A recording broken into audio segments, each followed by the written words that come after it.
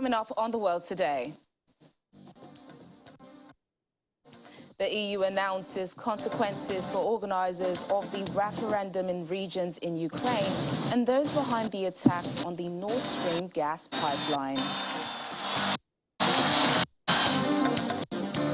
The U.S. state of Florida braces for Hurricane Ian, which has already caused damage and knocked out power in Cuba. Plus,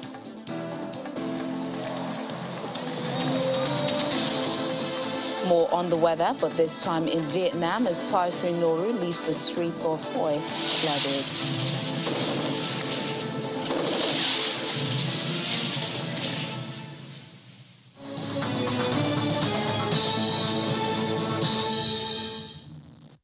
Hello and welcome to the program. I'm Teniola Oitayo. European countries are showing support for Ukraine despite Russia conducting a so-called referendum in occupied regions of the country. Germany, for one, says it will not accept the result of what it called sham annexation referendums in Luhansk, Donetsk, Zaporizhia and Kherson. The German Chancellor Olaf Scholz says Germany would continue to back Ukraine in defending its sovereignty and territorial integrity, including weapons deliveries. The EU's foreign policy chief, Joseph Borrell, says more than 1,300 people or entities will be hit by new sanctions, including oligarchs, senior military officials and other people responsible for undermining Ukraine's territorial integrity.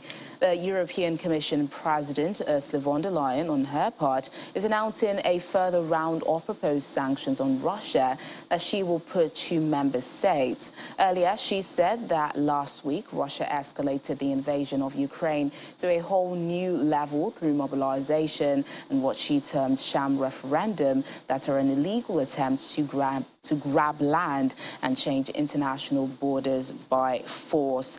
She says the EU is determined to make the Kremlin pay with a new package of biting sanctions against Russia, some of which are to further restrict trade, to isolate and restrict Russia's economy even more. A new import ban on Russian products will keep Russia out of the European market, according to her, and deprive the country of an additional €7 billion in revenue. The EU will also extend the list of products that can't be exported to Russia, particularly with regards to weapons, aircrafts, and chemical substances. Well, as we heard earlier, the EU is preparing a new package of robust sanctions on Russia, or as the 27-member bloc put it, the organizers of so-called referendums in Russian-occupied Ukrainian regions. In addition to the sanctions announced just a while ago, EU nationals will be prohibited from sitting on government bodies of Russian state-owned enterprises, saying Russia should not benefit from EU knowledge and enterprise. That's the EU Commission also says the put a price cap on Russian oil for developing countries, which has already been agreed in principle by the G7 group of major industrialized nations.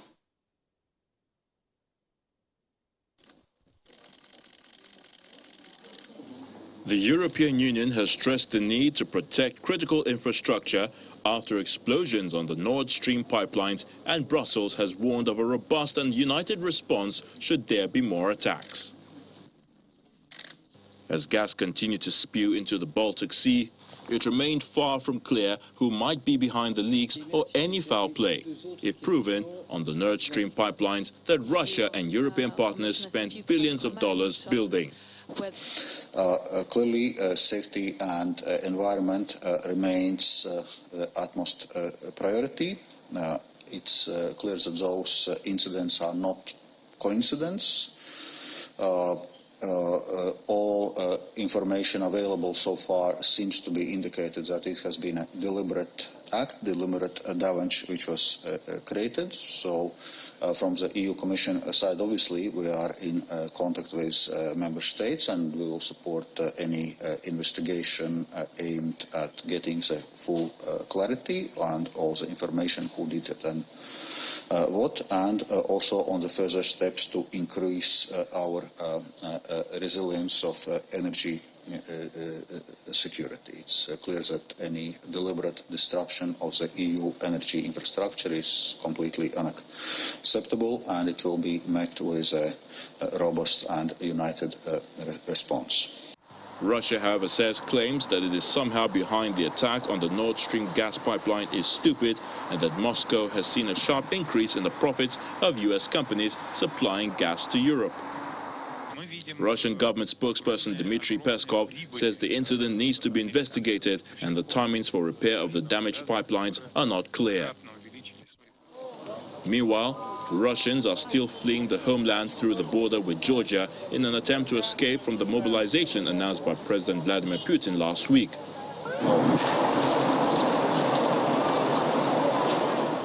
People from various Russian regions could be seen arriving at Georgia's mountainous Lars border crossing, and volunteers could be seen giving away free food and drinks to travelers wearied by their long journey. Head of the Georgian Interior Ministry says about 10,000 Russians are entering Georgia every day, up from 5,000 to 6,000 before the mobilization announcement. But there are also signs that Russian authorities are clamping down on the route. Back in Russia, newly mobilized recruits from Rostov region have been shown undergoing training in footage released by the country's defense ministry. The recruits were shown with their newly assigned weapons, as well as being put through their paces in training on maneuvering and handling weapons during battlefield operations. The ministry says the training has been held to increase firing skills and prepare military personnel for confident actions on the battlefield. Russian President Vladimir Putin has ordered the country's first military mobilization since World War II, which could see hundreds of thousands more people sent to fight in Ukraine.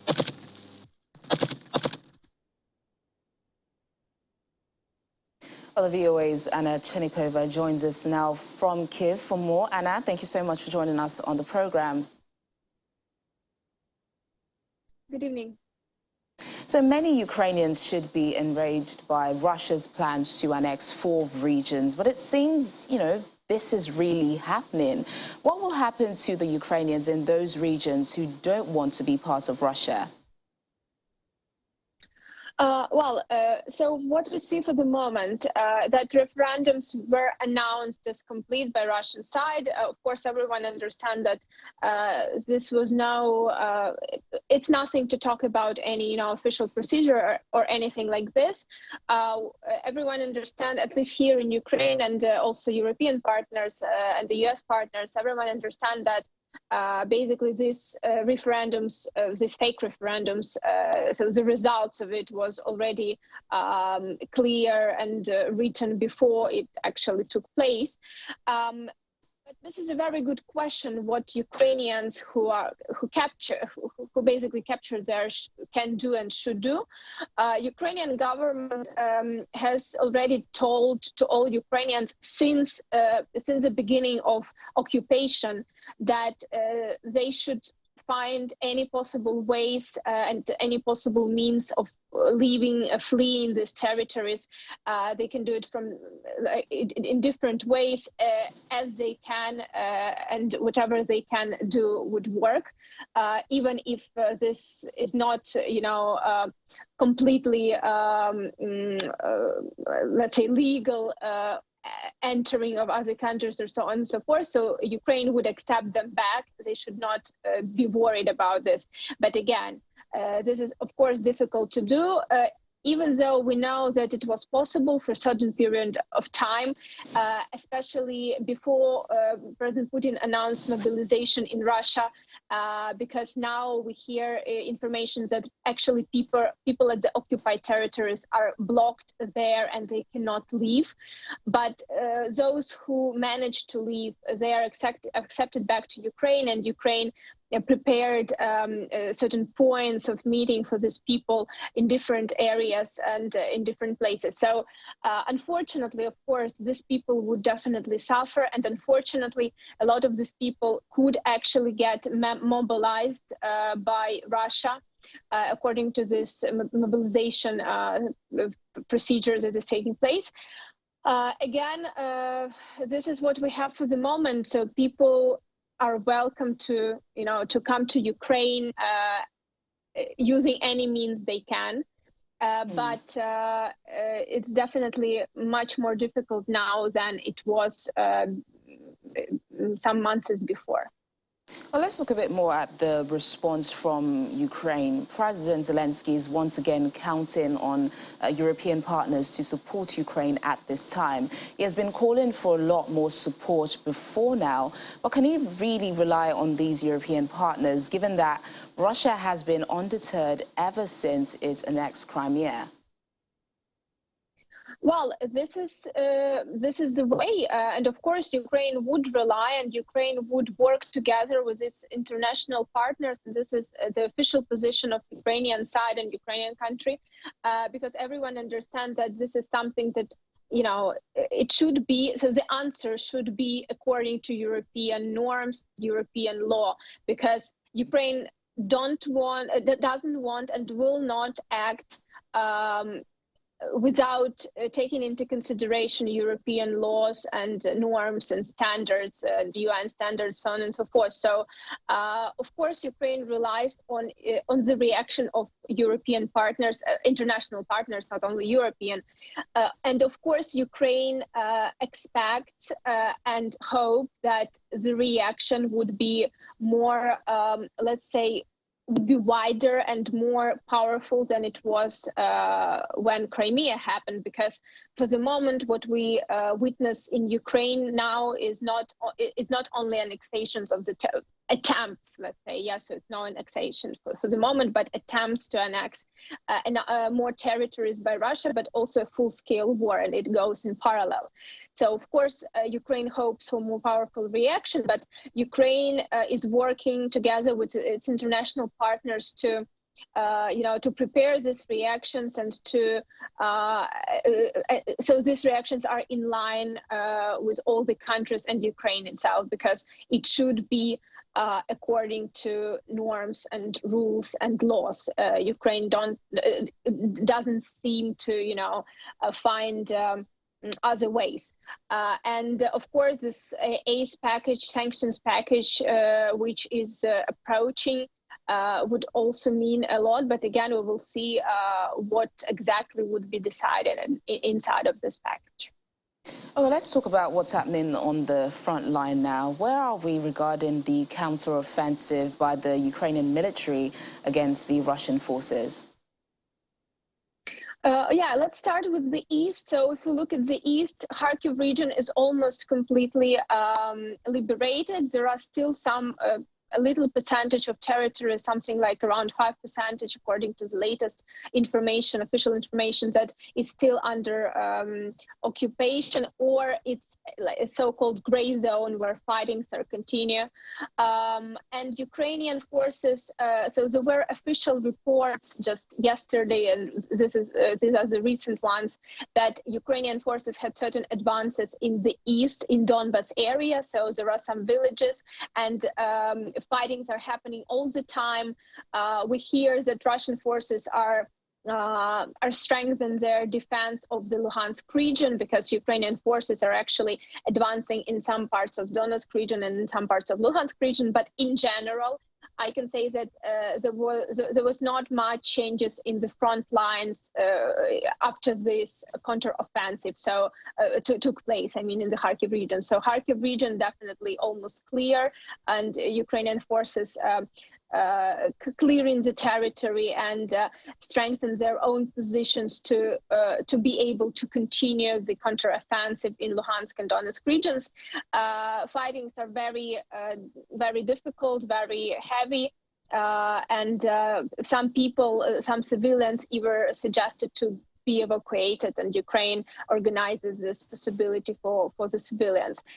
If we look at the Kherson region, situation is also, well, it's positive for Ukraine. So we hear some positive news that Ukrainians continue their actions. Again, we don't have any official, detailed information, because Ukrainian military officials and Ukrainian government only provides information like 2 weeks, 1 week, 2 weeks after the something happened. So, but President Zelensky yesterday announced that there are good news coming, and of course, everyone is expecting this. But again, according to also to different international intelligences, we have confirmations that Ukrainians kind of continue east and south counteroffensives in parallel. And speaking of President Zelensky, as the war rages on, do Ukrainian citizens have as much faith in the president? You know, I should say that it is an incredible unity in Ukraine since the first day of the war, and it is still now, because Ukrainian nation, you know, the nature of Ukrainian nations, that people are always, you know, finding kind of ways to improve different areas of its life. And of course, when war started, everyone united. So for the moment, government, military, and society, they work together. They on one side, and they have similar views of how the things should go. And how the things should, you know, advance. So I think that yes, it's President Zelensky has a very big support, a very high support, and it was a recent report about the, you know, how people who is the most supported person in Ukraine for the moment. So President Zelensky and Mr. Zaluzhny, who is the head of the general staff, they are two leaders of people's support. So yeah, Ukraine is still united, and everyone understands that they should be, because this war is something that everyone should fight together. All right then, VOA's Anna Chenikova, thank you so much for the update, and do stay safe. Thank you. And more now on the Nord Stream leak. Some energy analysts think there would be serious escalation in the conflict if Russia is behind the leaks. Seems at one level inconceivable that the Russians would wish to damage their own pipelines in this way, particularly given that Putin has talked about Nord Stream 2 being ready to go, and why don't the Germans, you know, simply drop their ban on using Nord Stream 2 and accept the gas, since they've run short. So from that point of view, it does seem bizarre. My initial interpretation yesterday was that this was possibly an effort to signal to NATO countries, to Ukraine's allies, that Russia has this capacity. It coincided with the opening of this new Norwegian pipeline to Poland. And it's, one might say, a remarkable coincidence. If Russia has that capability and is prepared to use it, it would, of course, trigger Article 5 of the NATO treaty. And so that would be, even the threat of being able to do something like that would be a serious escalation. There is another interpretation, and I must say I find this in some ways quite persuasive at first glance, and that is the version put forward by the former chief executive of the Ukrainian national oil and gas company, Naftogaz, who has said that he believes that this, the Russians may have taken this action in order to avoid having to satisfy any claims, legal claims by the German companies with which they had contracts and with whom they have violated the terms of their contracts.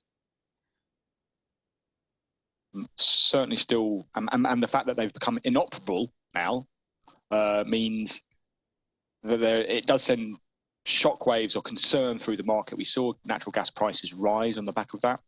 And I think more importantly, when coupled together with a development that happened later that day in the evening, where Gazprom effectively threatened Naftogaz of Ukraine with possible sanctions, which would result in the inability to flow gas through Ukraine, the kind of the pairing of those two things together really does tighten the supply-demand balance, the perceived balance through the rest of this winter. We'll return in just a moment. We'll have more on the Russian invasion of Ukraine.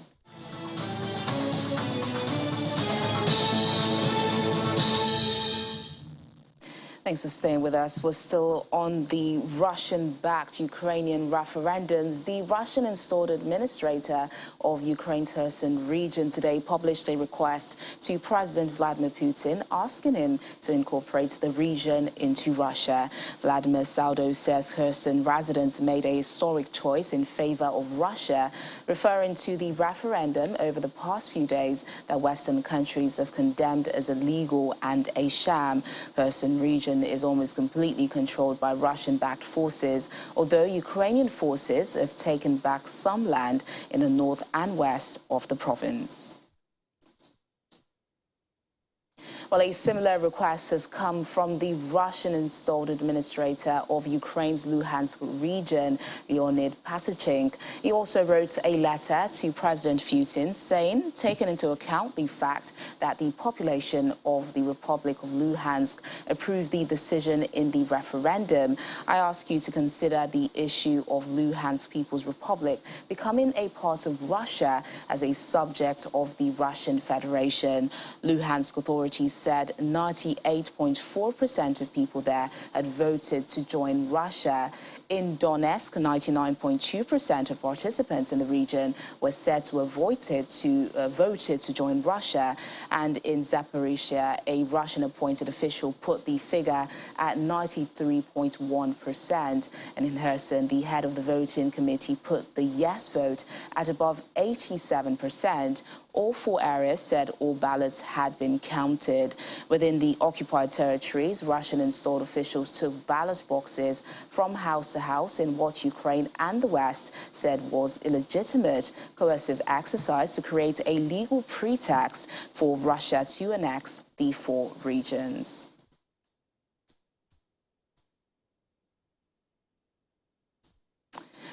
And now, adding his voice towards condemning the gas leak in the Nord Stream pipeline, Danish Foreign Minister says the leaks caused by explosions were intentional. He has called the explosion an attack on European infrastructure and security. Well, yes, we got some disturbing reports about gas leaks in Nord Stream pipelines in the Baltic Sea. And then when we start to look at it, we can see that there's severe leaks. And with other data, we can now establish that these leaks are caused by explosions, meaning that these pipelines has been exploded. All the data we have and all information we have suggests that. And that's why we say this is, our authorities say this is intentional. And the US is also offering the support and help to Europeans, us in Europe, that we can establish the facts, figure out what happened, and look at it also like us with great concern. This was a deliberate act. What we see that led to the gas leaks. It's an attack on European energy infrastructure, and it's something we should respond commonly to. We don't have any information that can lead to any conclusions on who did it and what was the purpose of it. I don't know what game Moscow is playing, but what we are focusing on is to establish the facts of what happened. We can see it was intentional, that it's intentional explosions that led to these leaks, severe leaks of Nord Stream 1 and 2 pipelines. And we will, as we go on in the coming days, we will release the facts. And also, when we can attribute this to a party, we will, of course, come with a common European response. What happened, it was in international waters. It's an attack on European energy infrastructure, European energy security, close to our borders. And that's something we will respond to in solidarity in Europe. And we can now take a listen to European Commission President Ursula von der Leyen announcing a new package of sanctions on Russia. We do not accept the sham referendum and any kind of annexation in Ukraine. And we're determined to make the Kremlin pay for this further escalation. So today, we're together proposing a new package of biting sanctions against Russia. So we propose sweeping new import bans on Russian products. This will keep Russian products out of the European market and deprive Russia of an additional 7 billion euros in revenues. We're also proposing to extend the list of products that cannot be exported to Russia anymore. The aim is here to deprive the Kremlin's military complex of key technologies. This oil price cap will help reduce Russia's revenues on one hand, and it will keep the global market for energy stable on the other hand. So today, in this package here, we are laying the legal basis for this oil price cap. In direct response to the latest Russia escalation, for example, through calling 300,000 soldiers to the war, we propose to adopt additional restrictive measures against those individuals who are supporting, facilitating, or benefiting from the invasion of Ukraine. Durante le votazioni referendarie, Meanwhile, international observers insist Russia's referendums in Ukraine were democratic. Durante le votazioni referendarie sono state rispettate le procedure di voto regolari. In nessun dei seggi elettorali visitati sono stati osservati casi di rifiuto del rilascio delle schede elettorali, né di rilascio di schede senza passaporto.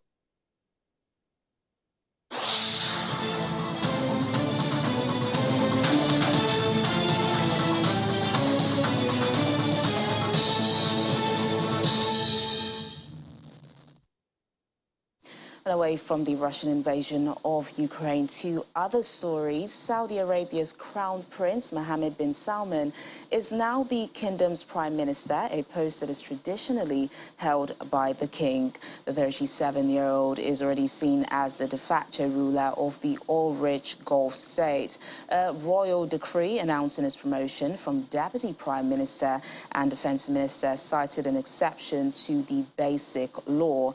According to one official, the move is in line with the king's previous delegation of duties to him. However, the king, who has been admitted to hospital twice this year, will continue to chair the cabinet meetings he attends. And our Florida residents are expecting Hurricane Ian, accompanied by tidal surges, floods and winds. We're closely following its movement towards the U.S. state of Florida. Right now, the eye wall of the hurricane is said to be moving onshore to the state's western coast. It is expected to bring destructive waves along Englewood to Bonita Beach. The U.S. National Hurricane Center says the catastrophic storm surge in the area will hit 12 to 16 feet above ground level. The storm will also bring heavy rainfall across the Florida peninsula all through tomorrow, with warnings of life-threatening catastrophic flooding in parts of central Florida. Residents have been asked to hunker down and prepare for the storm. Our Washington correspondent Maria Bird joins us now for an update. Maria, extreme weather conditions have been experienced across the United States, but break it down for us. How bad could Ian get in Florida? Well, this storm has moved up to a Category 4, almost 5 storm that they're expecting. The eye of the storm is quite wide at this time. It's expected that there could be some life-threatening experiences if individuals have not evacuated those areas that have been stated that will be in the eye of the storm. So we're expecting extreme flooding. Flooding also can be life-threatening for many individuals who might be elderly. They've already closed down regional hospitals, which means there's only a very few main large hospitals that will be open. So the whole entire state of Florida is in definitely an emergency situation at this time, and it's going to be key and critical that people are in shelter locations or locations that will be able to weather the storm. neighboring states be affected as well?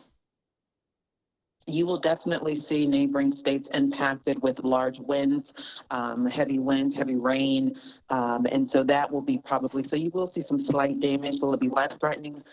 Probably won't be life threatening for those neighboring states, but they will experience some sort of weather conditions. And even in the Northeast, we'll be experiencing some weather conditions during the weekend as well. You know, Governor Ron DeSantis had earlier called for people to heed evacuation warnings. Can people still evacuate at this time? Yes, individuals can evacuate the areas that are not in the eye of the storm and areas that are not near bridges. And so if you are in an area, if you live on an island location where the bridge started been shut down, then you will not be able to evacuate. I think they had until last night before they shut the bridges down. But if you are in inland a little bit and you're not near a bridge location, you can definitely still evacuate and get out of the area of where they're expecting to have large storm experiences. Okay, it's not the first time Florida has been hit by such a storm. From what you've observed, are people ready for this? Individuals are definitely ready. Like you said, this is not the first time. There's some that have never left in the wake of a storm, and so they have weathered many storms before. And so I think people are ready with their sandbags. They're very prepared. The challenge, though, is that are they understanding that the life-threateningness of this if they have decided not to evacuate? All right, then. Thanks again, Maria, for the updates. And moving on now, Typhoon Nori brought heavy rain to Hoi, an ancient town in Vietnam's central Quang Nam province, causing rivers to burst their banks and blocking roads heading to the heritage site. Nori made landfall on Vietnam's coast from Da Nang city to Quang Nam province on Wednesday morning, bringing heavy rain and severe winds, according to the country's National Center for Hydrometeorological Forecasting. Hoi An is the nearest city to the landing point of Nauru. One local resident said they felt scared when it made landfall, but calmed down later. Hoi An, classified as a UNESCO World Heritage Site, is incredibly beautiful to walk around, with all its narrow and winding lanes and Chinese style shop houses.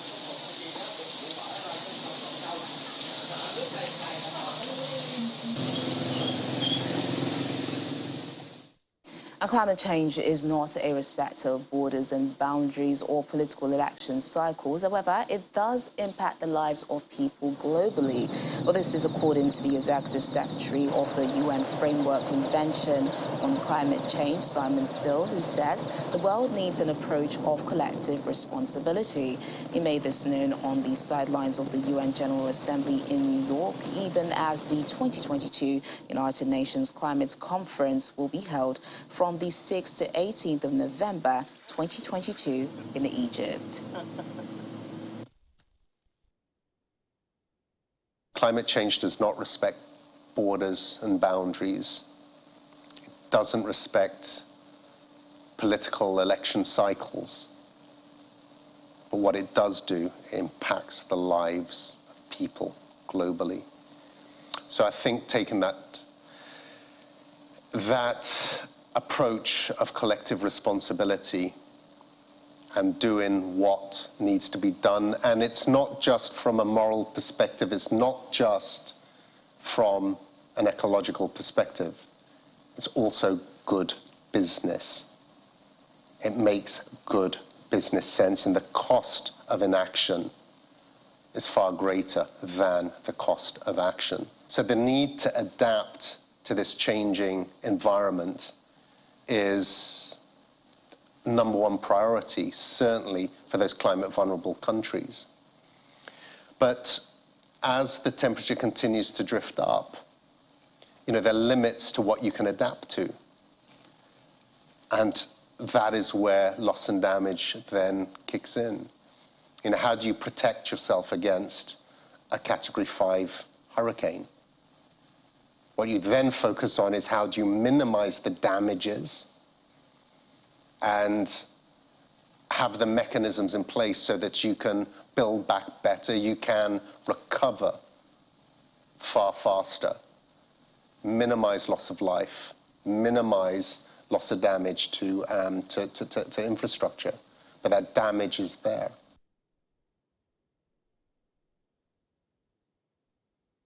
And to the Middle East, there have been clashes between forces, between protesters and Iraqi security forces in Baghdad's Tahrir Square, as Parliament prepares to vote on the resignation request of the Parliament Speaker. Protesters gathered in Baghdad, with some saying that they opposed the scheduled Parliament session and were demanding the dissolution of Parliament and the organization of early elections instead. Iraq's Speaker of Parliament, Mohammed al-Bussi, was quoted by the Iraqi news agency as saying on Monday that one of the reasons for his request to resign from his position as Speaker was the transition from the political majority to the administration of the state by consensus. According to a spokesperson for al-Bussi, 222 lawmakers voted in favor of refusing Mohammed al-Bussi's request for resignation. 235 lawmakers attended the session. Shiite cleric Muqtada al-Sadr emerged as the main winner in Iraq's October 2021 general election, but failed in his efforts to form a government with Sunni Muslim, Arab and Kurdish parties, excluding the Iran-backed Shiite groups.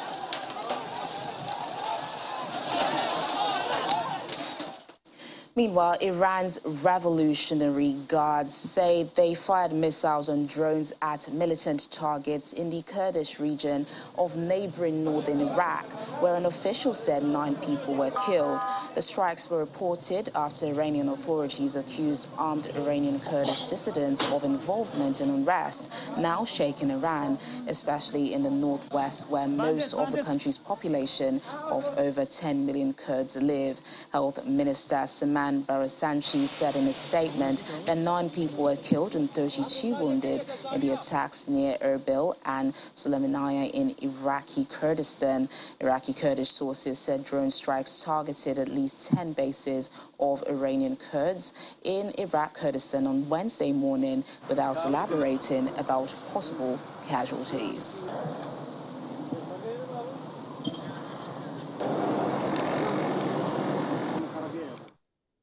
And still ahead on the program. South Africa deals with what's being called a pandemic of teen pregnancy. More details in a moment. Please stay with us.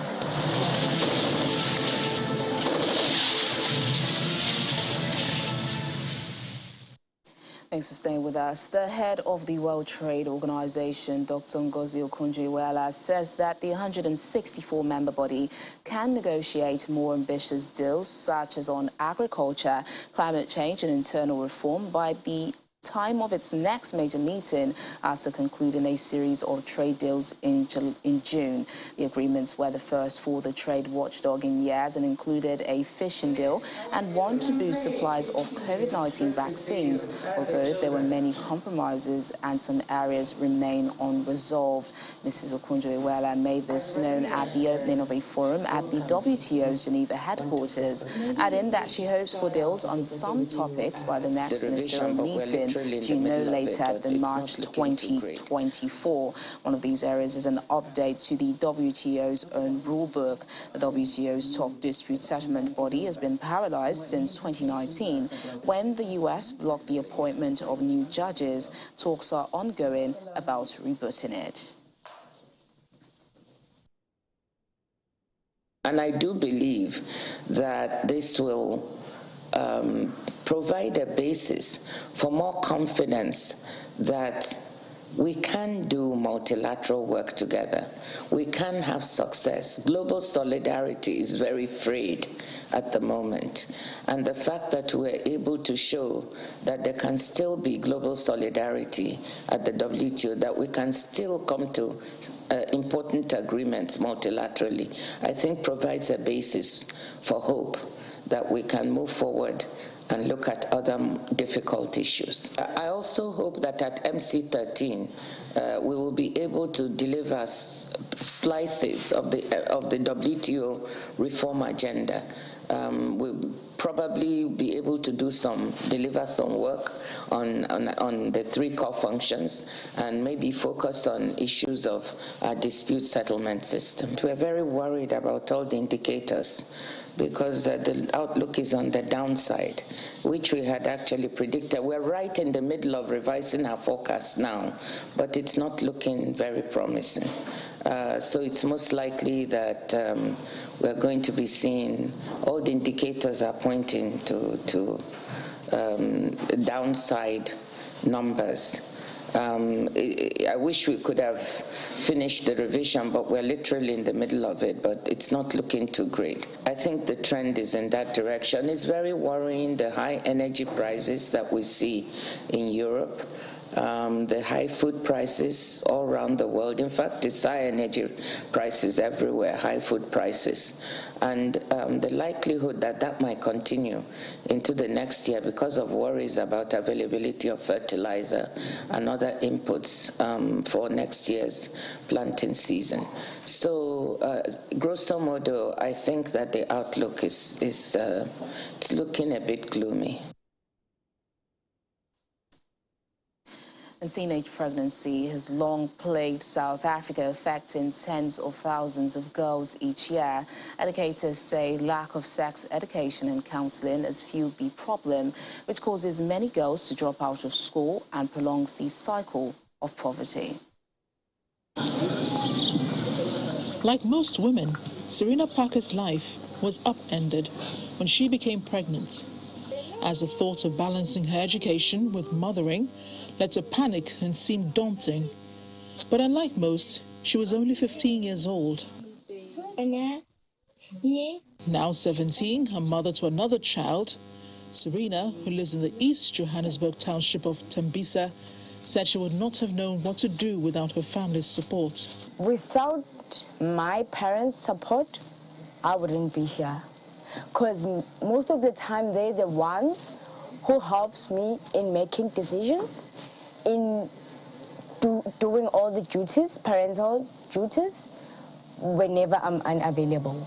So they having my back, and they make me have more knowledge and what to do when I encounter such situations. Unlike many girls in her situation, Parker continued going to school while pregnant and has been able to continue her education thanks to the support of her parents. Her mother, Rebecca, said she struggled with the news of her pregnancy at first, but is focused on the future. I was so angry a lot because I was looking something different about Serena, not for the baby right now. But all in all, I used to cancel myself. No, it's done, it's done. Let me stood up with her. Educators say many people still consider sexual and reproductive health a taboo topic, and some parents have resisted the introduction of sex education in schools. The communities were not happy with that, and we are seeing the consequences of not having sexuality education is the high rate of teenage pregnancy. However, thanks to her mother's encouragement, Serena has managed to stay in school and says she understands her responsibility to secure a future for herself and her children. I do miss my freedom, and I sometimes wish things never did happen. I never had a child, but at some time I do console myself and be like, you know, things do happen with a purpose. So, yeah, I'm okay not having my freedom, and I've made peace with that.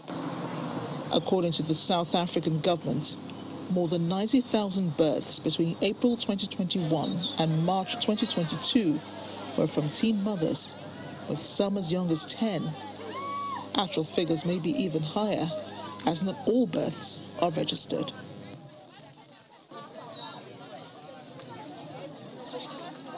And And a man has been killed in a shootout with police in Belgium during raids into far-right sympathizers suspected of planning an attack and illegally possessing arms. Police carried out raids at around 10 addresses, mostly in the northern port city of Antwerp. Federal prosecutors say at an exchange of fire resulted in the death of a man inside.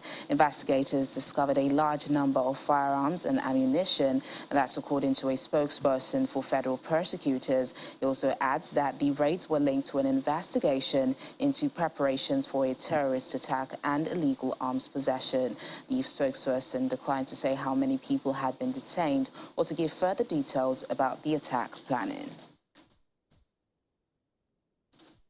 A Japanese defense official has condemned North Korea's firing of 2 ballistic missiles today, labeling the repeated missile launch as unacceptable. Toshiro Ino, the Japanese Minister of Defense, said shortly after the launch, North Korea's actions, including the repeated ballistic missile launches, are a threat to the peace and security of our country, region, and the international community.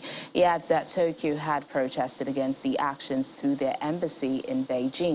North Korea's latest missile launch comes just a day before U.S. Vice President Kamala Harris is set to arrive in South Korea and visit the heavily fortified demilitarized zone between the neighbors. And U.S. Vice President Kamala Harris has today met with the heads of Japan's semiconductor-related businesses as the Biden administration worked to boost America's chip manufacturing sector to counter the rising market dominance of China. Harris spoke about incentives now available to investors in the manufacturing sector within the U.S. following the August enactment of a law providing $52.7 billion subsidies for the industry. We see Japan as playing a very important, critical role in our ability to do this work and to address the challenges that we face. Japan and the United States share a commitment to work on resilient supply chains and to invest in forward-looking innovation. On the supply chain issue specifically in the early days of the pandemic, we recognized how we did not have a strong enough and resilient enough system to supply our basic needs. On innovation, the long history that we share is a history of admiring the work of each of our nations, but the collaboration and what it has done to allow our businesses to thrive and our nations to prosper. So given all of these interests, I am pleased to be a part of this convening today, to bring us all together, to have a direct conversation, and to supply the leaders at this table with information that I believe will be helpful to your continuing interest and investment in the United States, and to your continuing interest and investment in the alliance between the United States and Japan.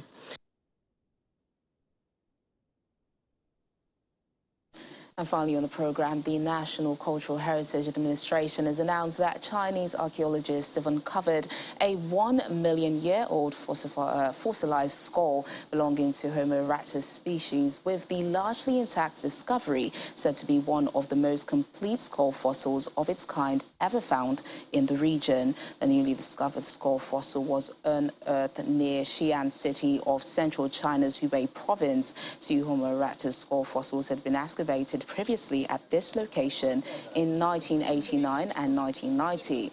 The previous 2 fossils were dated as being around 800,000 to 1 million years old. The new skull fossil was sitting just 0.62 meters below the surface of the Earth. According to officials, it has become the most complete skull fossil discovered so far in the region. Preliminary estimates by archaeologists say the skull fossil can date back 1 million years, but the findings of great importance in the study of human evolution history.